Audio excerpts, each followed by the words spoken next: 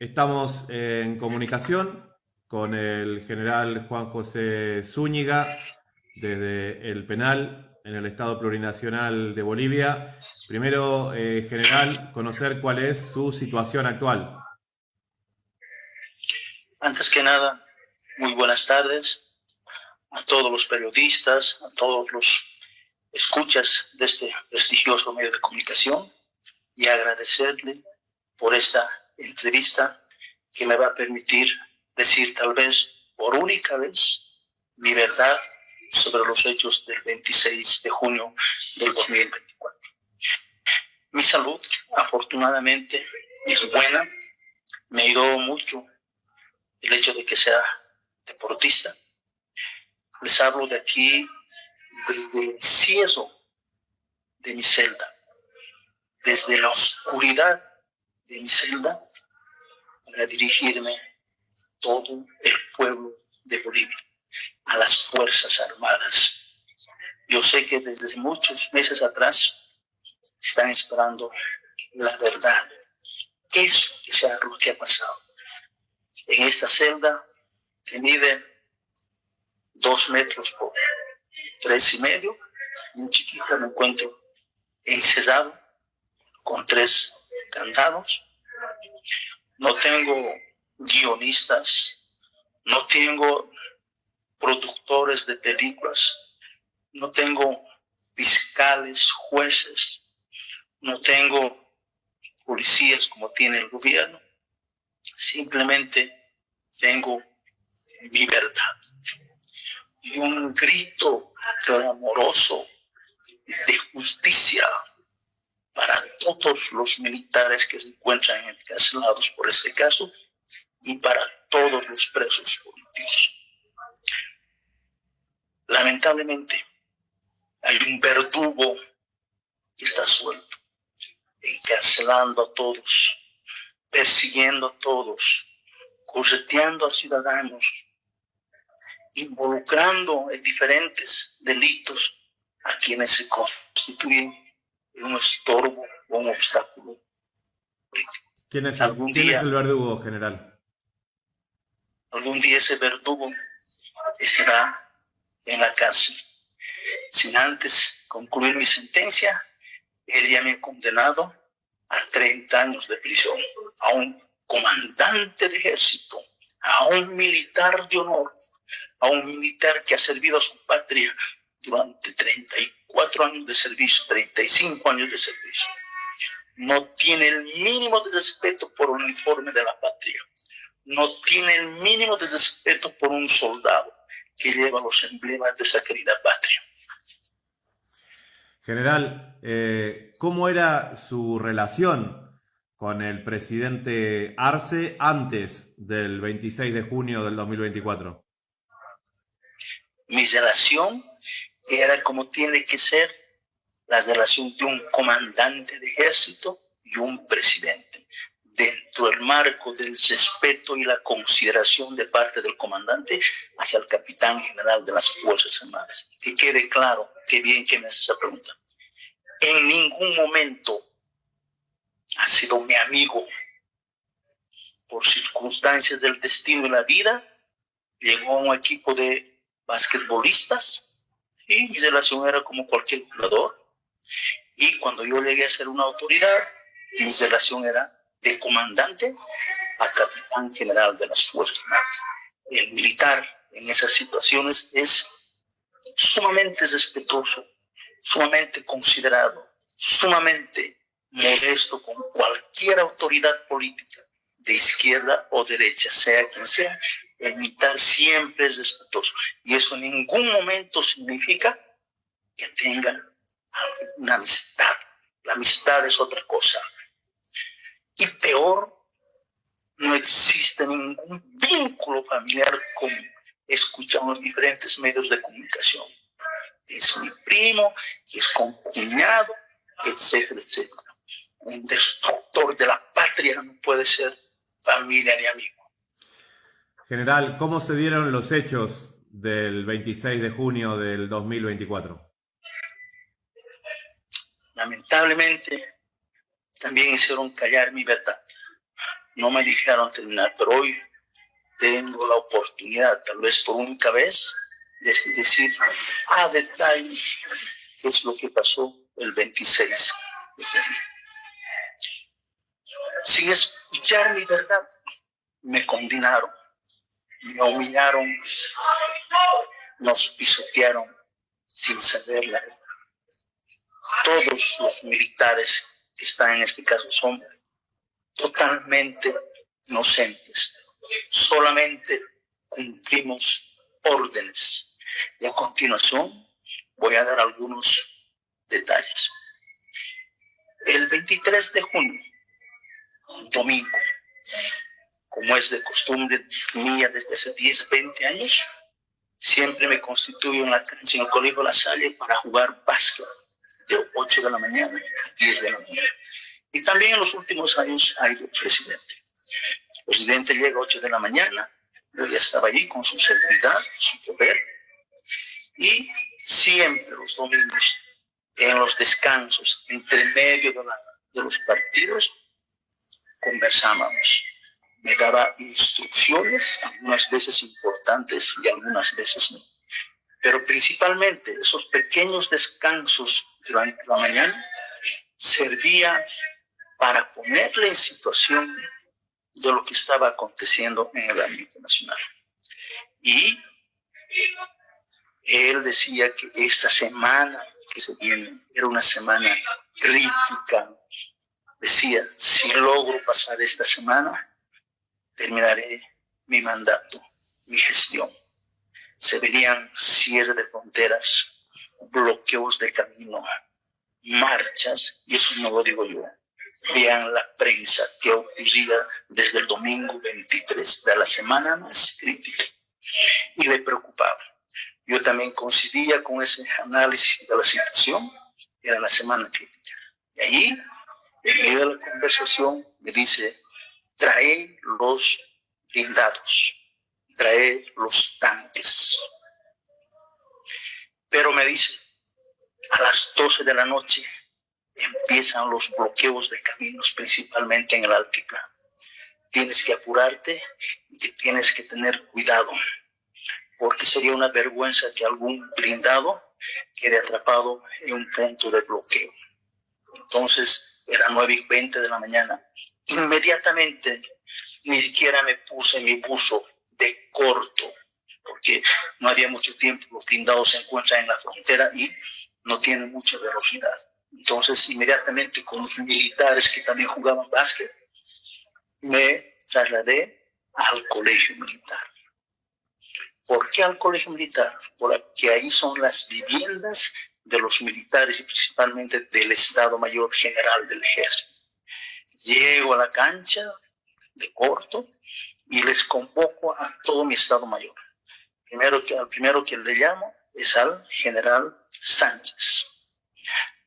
Le hago llamar con un oficial subalterno, con un capitán. Después no estaba el general Sánchez, el siguiente en llamar era el jefe de inteligencia para que me dé la situación, el jefe de logística, el jefe de operaciones y el jefe de comunicación social. Inmediatamente les reúno y les transmito la información. El presidente ha ordenado, y debemos cumplirlo. Nadie objeta, todos cumplen. Quiero recalcar que las órdenes pueden ser escritas o pueden ser verbales. Y el único que puede autorizar el traslado de material bélico de blindados o tanques es el presidente. Ni siquiera yo puedo trasladar, ni siquiera el comandante en jefe, ni siquiera el ministro de Defensa. Eso solamente se hace con autorización del presidente porque es material de guerra. Entonces se transmite la orden del presidente y ellos ejecutan la orden, llaman a sus escalones subalternos para cumplir la orden. La recomendación del presidente era de que vinieran dispersados, que no vinieran juntos, que vinieran con escalones de tiempo para no levantar mucha polvadera, como se dice. ¿no? Para desplazarse subrepticiamente. Y es así que ellos simplemente dan cumplimiento a la orden que yo les estaba transfiriendo. Inmediatamente me voy a cambiar a mi casa porque teníamos una actividad en la ciudad de Cochabamba, en Totora, pueblo del ministro de Defensa que nos estaba esperando. Yo me desplazo, me constituyo en el aeropuerto de la brigada aérea, en la plataforma aérea, y ahí estaba el alto mando militar, el comandante en jefe, el jefe de Estado Mayor y el inspector. A cada uno les di parte. El presidente ordenado a él y él dijo, qué bueno, hay que cumplir. Y los otros comandantes de fuerza, de la Armada y de la Fuerza, también dieron parte, pero no tenían la novedad que yo tenía. Inmediatamente nos subimos al avión, nos vamos a Cochabamba, llegamos en 1 hora aproximadamente, y después nos desplazamos a Totora Portiesa, a las 5 de la tarde. Llegamos aproximadamente a las 8 de la noche a Totora, y todo el alto mando militar, los comandantes también dan parte del ministro de Defensa, de las novedades que se tenían. Y la novedad mía, yo di parte al último, le dije, el presidente ha ordenado traer los blindados. Si salen las redes sociales, usted no se va a sorprender. Estaba todo bien. Me dijo, qué bien, general, qué bien. Inmediatamente, estamos en el aniversario, retornamos de Totora, 11, 10 de la noche, y los blindados ya se estaban desplazando, ya los partes venían llegando, ya han pasado 2, ya han salido, ¿no?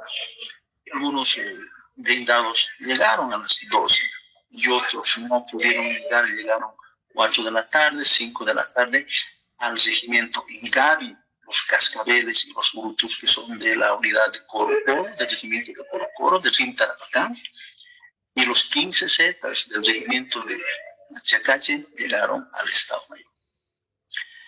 Al día siguiente, yo tenía una actividad, era el aniversario de la policía. Ahí quiero refutar una declaración de una autoridad y dice que esos blindados tenían que ir al desfile de la policía. Jamás. Hemos apoyado solamente con una sección de cadetes y una sección de instructores para participar, para celebrar del aniversario de esa institución tan importante como es la policía boliviana. Pero nunca, nadie puede creer que yo iba a llevar los blindados para el desfile policial. Esos blindados son para un desfile militar. Entonces, al día siguiente, esa mañana del lunes, para que vean, 2 altas personalidades del entorno cercano del presidente me llaman y me dicen, ¿han llegado tus fierros? Yo les dije, sí, qué bien. Les daba como una tranquilidad. Pero también quiero informar esto. Usted, general, podría decir quiénes son esas personas cercanas al presidente que de alguna manera corroboraban a partir de decir, si ya han llegado sus fierros, es como que ellos estaban al tanto de este pedido. Claro, ¿Quiénes eran esas personas? Claro. Ya, el presidente tiene un círculo íntimo de decisión que está por encima del nivel de los ministros. Ahí está el señor Hugo Morris y el señor Fernando Rodríguez. Ellos me preguntan y me dicen, ¿llegaron tus fieros? Este señor Fernando Rodríguez, unos días antes, se reunió con los 3 comandantes de fuerza y el general Aguirre de mi departamento, comandante de la Fuerza Aérea del Ejército de la Armada y el general Aguirre. Se reunía conmigo casi diariamente en mi oficina. Se reunía también diariamente con el licenciado Aníbal Aguilar, con el señor mayor de edad de 72 años que se encuentra en un estado lamentable de salud en la cárcel. Pero no le han convocado, no dicen nada. Entonces, volvemos. El domingo, después de que me ordena el presidente, tengo entendido, según la prensa, de que tiene una reunión con los sectores movilizados, pero seguramente como él estaba seguro de que estaban llevando a tener más poder, él les amenaza una brutal represión está en la prensa después del pueblo mandar.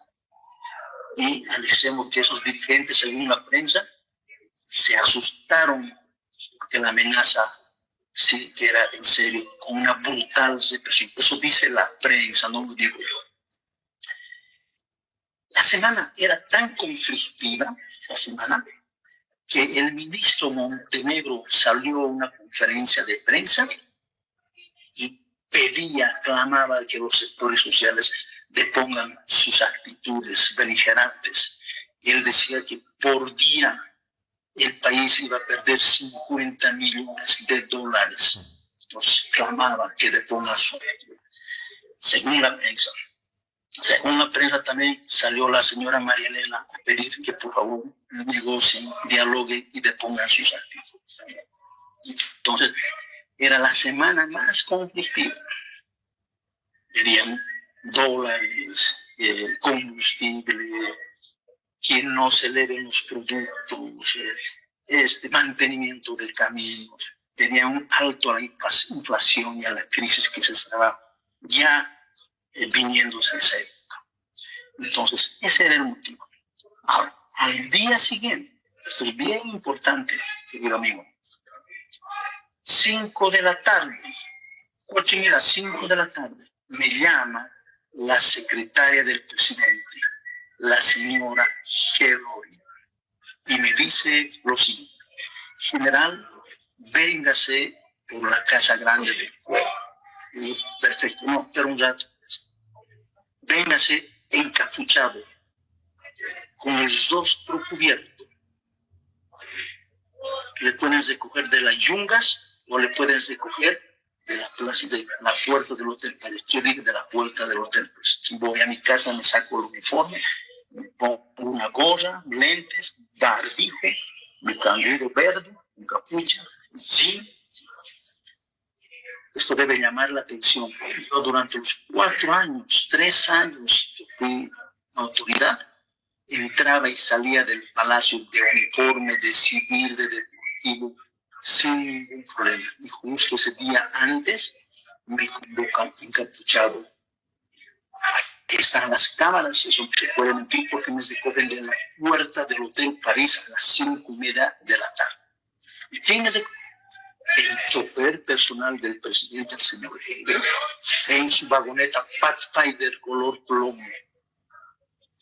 Me subo porque yo fui con mi ayudante ante el fiscal declara que el ayudante no sabía quién era el vehículo. En su declaración ante el fiscal está eso que es una vagoneta encapuchado, no sabía. Entonces me lleva, me mete por el garaje, el chofer, evitando las cámaras, y me sube al piso 22. En el piso 22 entro, estaba en la mesa al centro sentada la señora Marianela, al lado estaba el señor Hugo Moldis, al lado el ministro de Defensa. Se hablaron todos 3 temas concretos: el relevo del alto mando militar y el nombramiento de un nuevo comandante en jefe, que podía haber recaído con seguridad sobre mi persona. Y también... A ver, ¿hablaban de relevarlo a usted, general, entonces? Claro, ahí se decide el nuevo alto mando militar, el relevo del comandante. Y ya estaba previsto el relevo. Me preguntan quién. No solamente eso, me pedían el apoyo militar decidido en esa semana tan conflictiva. Ahí es donde se coordinan algunos detalles. Salgo de la reunión y me voy a mi casa a descansar. Al día siguiente,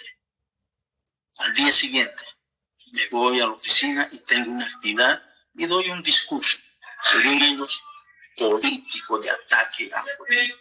Yo dije, este país está manejado por vándalos que negocian con los intereses de la patria. Este país está manejado por vándalos que están vendiendo nuestros recursos naturales. Dije, la patria no se toca. El ejército es el pueblo y el pueblo es inmortal. Yo no lo veo nada de político eso porque es una verdad. Todos debemos defender a la patria, todos debemos cuidar. Pero, ¿a quién se refería usted cuando decía que Bolivia estaba manejada por una élite? Exactamente, no necesito decirlo. Este país es una casa de negocios donde todo el mundo lo despoja de sus recursos, lo vende sus recursos, lo vende al mejor postor.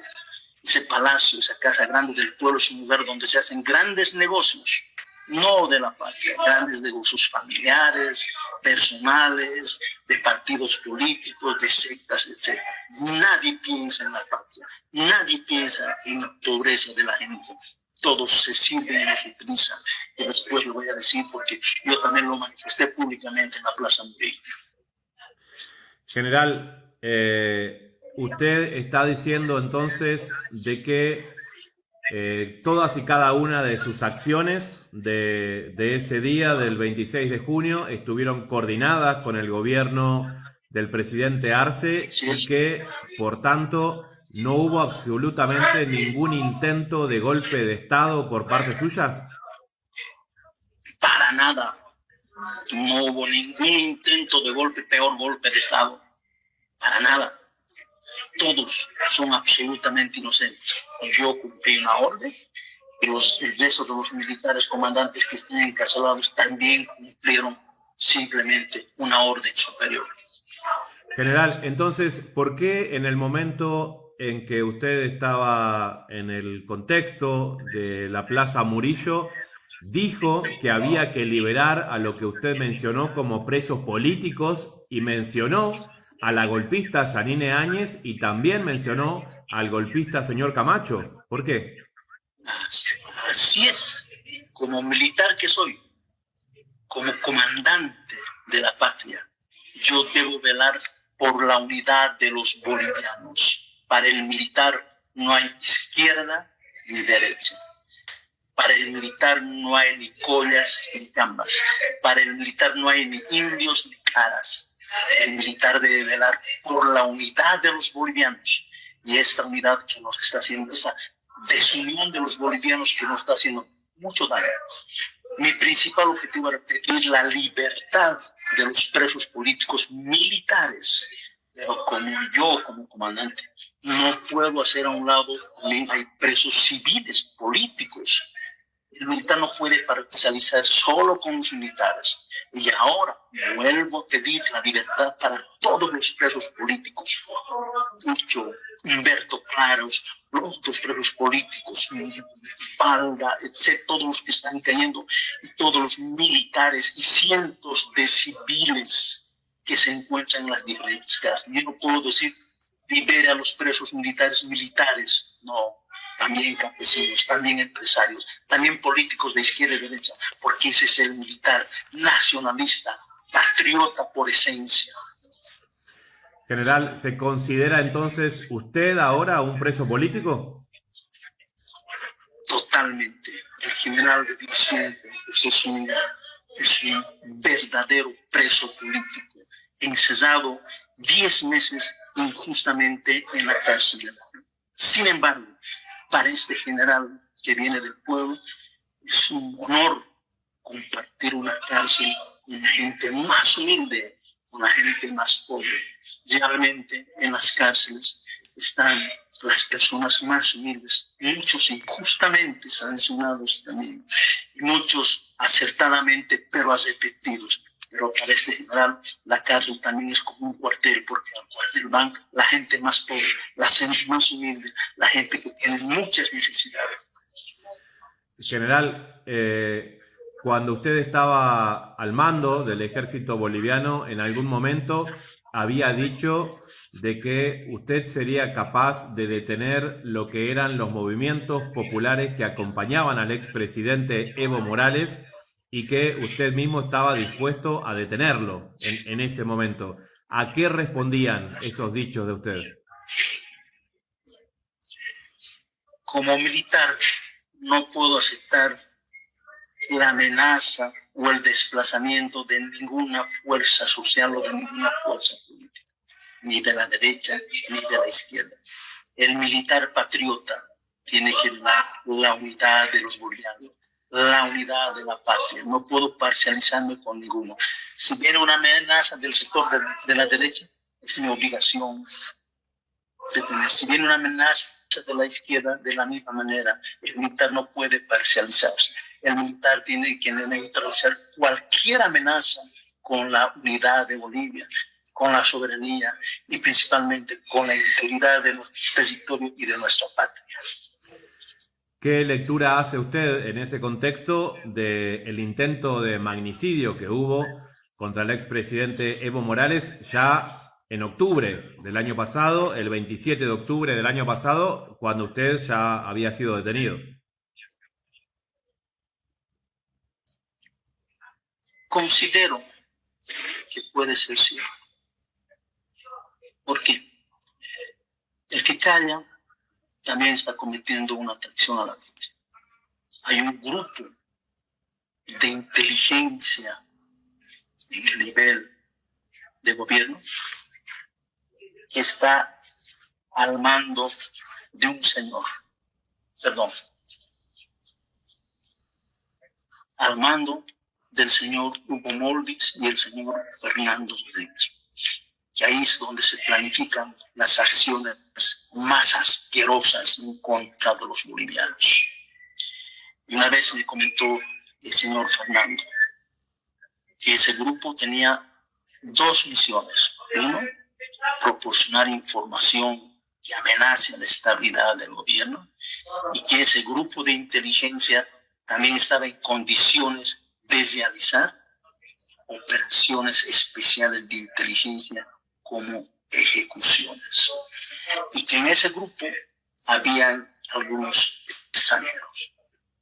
La dirección de este grupo trabajaba en el piso 7 del edificio que se encuentra frente a la Alianza Francesa, un edificio del gobierno, saliendo del ascensor a mano izquierda. Ahí es donde se planifican, se analizan, y seguramente los tentáculos están ocultos por diferentes lugares del país.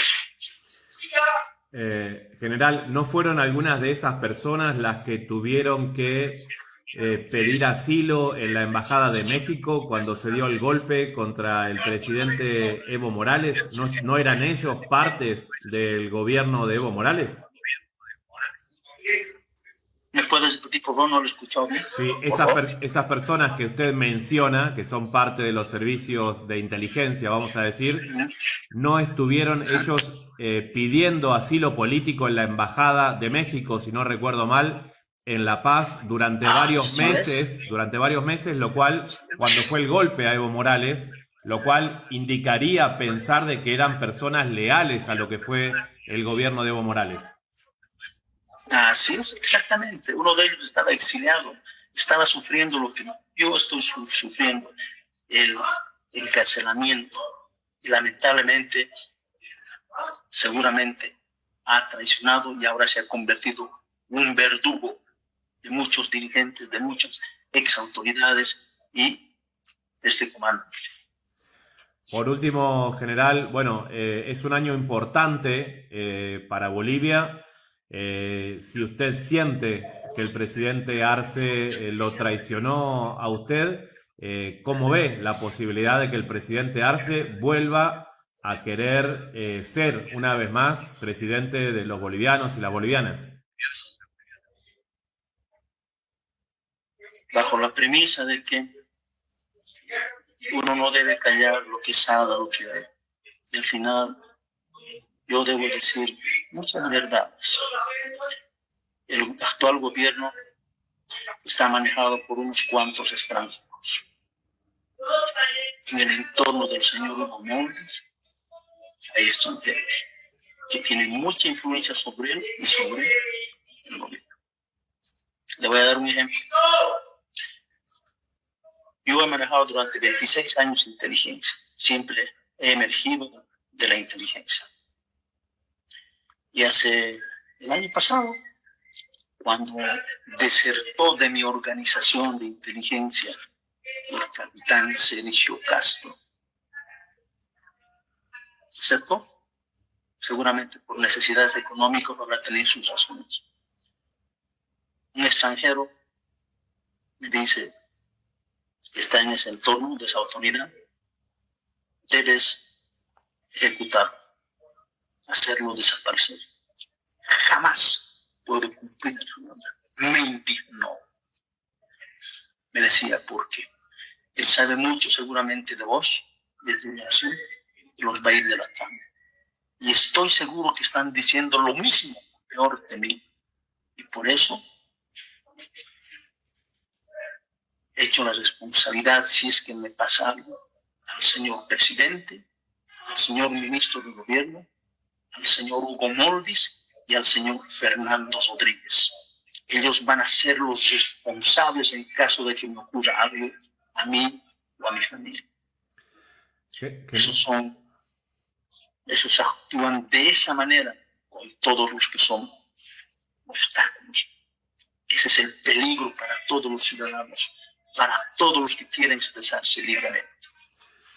Por último, general, recordamos mucho aquella imagen en que el presidente Arce baja por las escaleras y, bueno, lo enfrenta a usted de alguna manera, diciéndole que deponga las armas prácticamente en nombre de la democracia. ¿Eso fue algo planificado entre ustedes? ¿Qué fue esa situación? No. Una vez que identificamos que el gobierno estaba montando diferentes actividades con el manoseo del ejército, esa reacción mía no solo fue de este comandante, fue un grito de una nación, de un pueblo cansado de ser silenciada, cansado de ser manoseada por el poder político. Era un grito de sus fuerzas armadas, cansadas de ser humilladas, de ser empobrecidas. Era un grito de la población cansada de ser empobrecidas día a día. Eso es lo que sucedió, queridos compatriotas, queridos militares policiales. No deben olvidar que nuestra patria es sagrada. A la patria nos debemos porque es nuestro hogar, es nuestra historia, nuestra identidad. Aquí vivimos y aquí moriremos en esta patria. Por lo tanto, es obligación de todo boliviano defender a su patria. Por eso hemos dicho siempre que la patria no se toca. Y cuando la patria está en peligro, todo es lícito, menos dejarla perecer. Hay una parte del sector castrense militar boliviano que todavía directa o indirectamente le responde a usted, general. Mientras he permanecido durante casi 4 años en cargos importantes dentro del ejército, he dejado mucha consigna ideológica de defensa a mi patria. Mucha gente ha estado contenta con la forma de comandar nuestro ejército, la unidad del ejército que nació en su patria.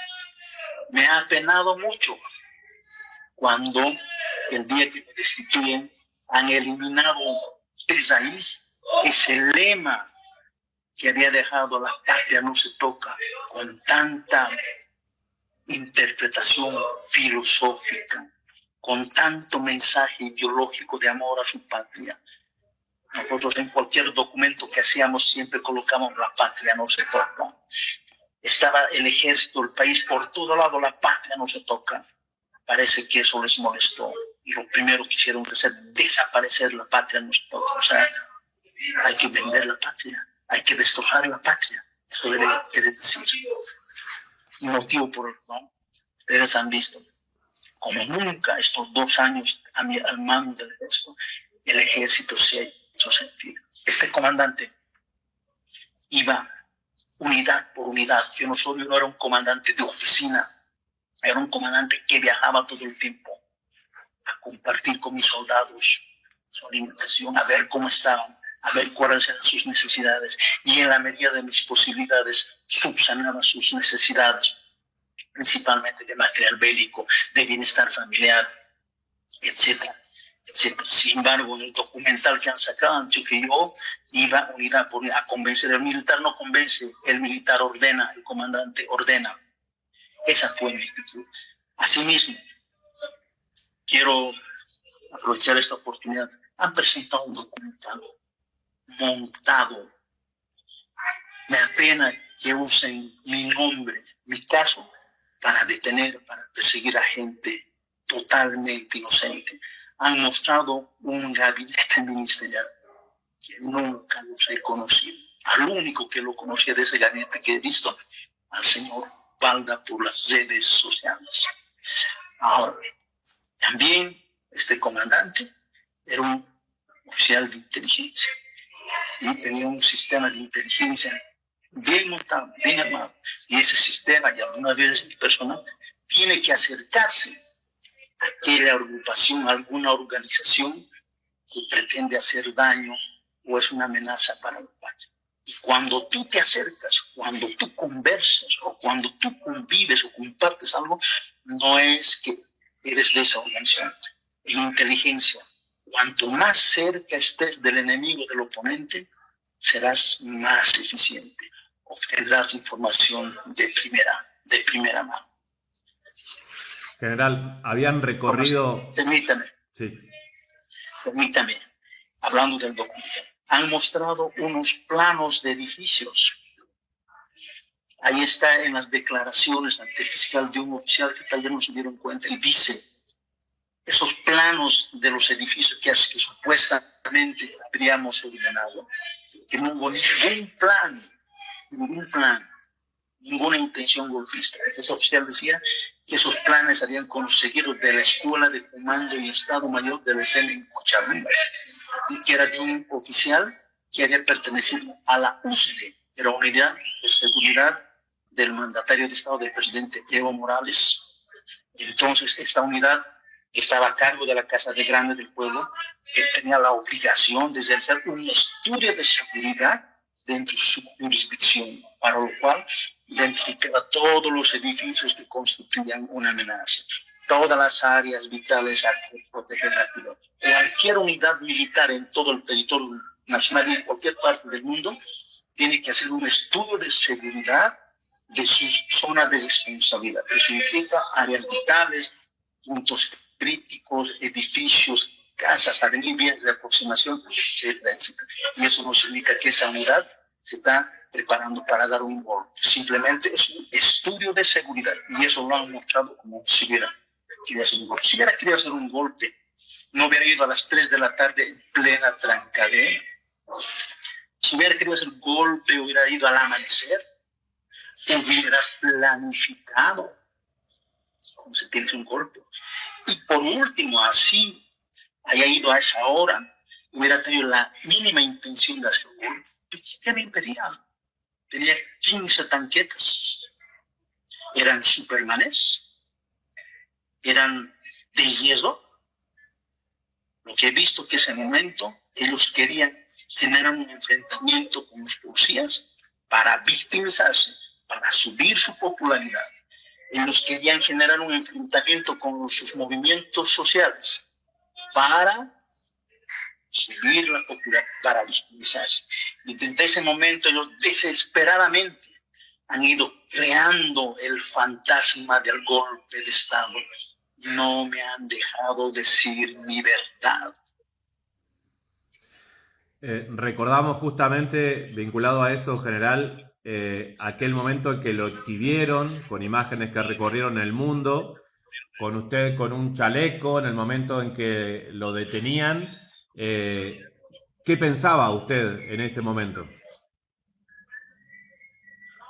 Yo pensé que solamente iba a ser yo, pero mi corazón latía de que yo estaba recogiendo el sentimiento, el pesar, el clamor del pueblo, de justicia, de dignidad, de basta al nuestro político, basta de ser empobrecidos, porque el militar, el comandante, este comandante y cualquier comandante tiene la misión de defender a la patria de alguna invasión externa, pero también Es obligación de todo comandante como este militar defender de un tirano que está empobreciendo a su pueblo, defender de un gobierno que lo manipula, que lo silencia permanentemente, que los encierra, que los apresa. Es obligación. Si no lo haces, eres cómplice de ese gobierno. Estás traicionando a tu patria, lo estás traicionando, por ende, a tu familia. Y este comandante nunca lo iba a hacer. Para mí era mejor callarme. Yo en este momento iba a ser comandante en jefe de las Fuerzas Armadas. Pero eso significa ser cómplice, eso significa traicionar. El militar está preparado para eso y muchas cosas. El militar puede entregar su vida por la patria. El militar puede anteponer sus intereses personales y familiares por la patria. ¿Cómo es la vida, la cotidianidad en el penal donde se encuentra en este momento, general? Yo me encuentro en el bloque C, es un bloque de alta seguridad. Están gente que ha cometido delitos muy fuertes. Salgo 2 horas en la mañana a tomar sol y aprovecho para hacer alguna actividad física ahí mismo. Y diría que estoy 20 horas, 22 horas encerrado en una caja de la... No tengo absolutamente nada, no puedo ver allá que existe, no me comunico con nadie y las articulaciones también se van atrofiando por la inmovilidad. Y las pocas veces que se me saca, siempre hay un policía 24 horas que me controla, quién viene, con quién hablo, quién me trae, etc. Las pocas veces que trato de ayudar a estos humildes ciudadanos que están en desgracia, dándoles algún alimento, dándoles medicamento, dándoles algún abrazo. Para mí, esto es como el cuartel. Compartes con la gente más pobre, con la gente más humilde. Para mí, es un honor. General Zúñiga, muchísimas gracias por haberse comunicado. Nosotros esperamos poder compartir su palabra con toda la gente en Bolivia y en América Latina que quiera escuchar este testimonio, así que lo valoramos muchísimo, tanto para Data Urgente como para Extra TV. Permítame, Tomás. Hay un señor que se corre cárcel por cárcel y les obliga a todos los militares a que se declaren culpables. A mí también han venido de pedirme que me declare culpable. Y los otros militares, cuando no se declaran, los amenazan con hacer daño a sus familias. El licenciado Aguilar lo ha manifestado de manera escrita, de manera formal, que como no se ha declarado culpable, su familia está siendo amenazada. Y los obligan a todos los militares, en mi caso, a que me incriminen, hagan declaraciones en contra mía y de mi familia, lo cual es un delito.